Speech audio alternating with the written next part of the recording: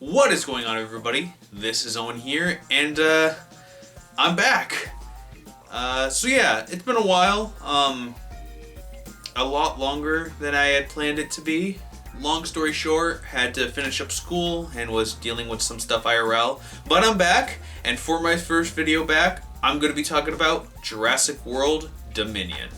So I'm pretty neutral when it comes to the Jurassic Park franchise. I know there's many people that say that the first movie is the best one, while all the sequels are bad. And I will agree that the first one is definitely the best one, and that the sequels do have some problems, but I don't really mind them.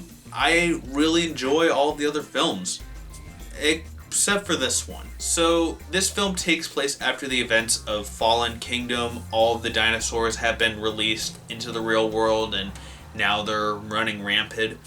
Now you'd think that'd be a huge part of the plot in this movie, but it's really not.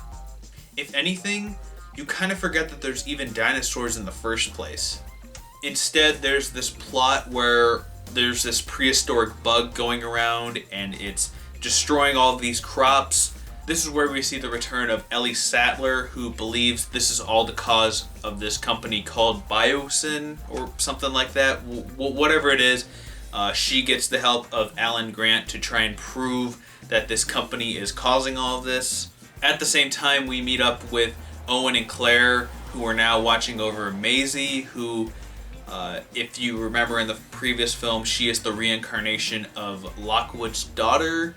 It's kind of confusing to explain. Basically, she gets kidnapped and now the two of them have to go after her.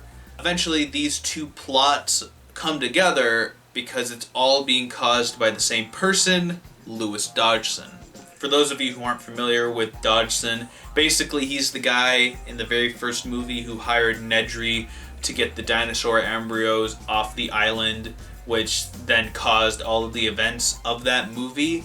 So to bring him back as the main villain was honestly a pretty neat idea.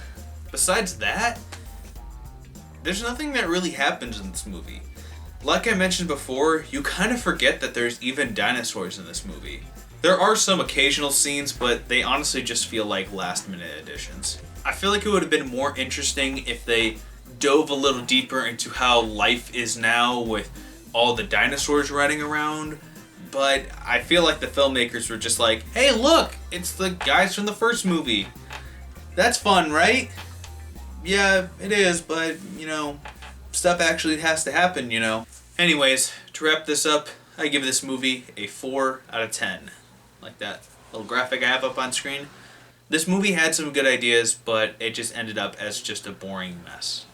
Thank you guys so much for watching. I'm sorry again about the major delay in videos. I do plan on trying to get as many videos out as much as I can now, and also I do plan on giving these movies actual scores from now on, like I just did with this one.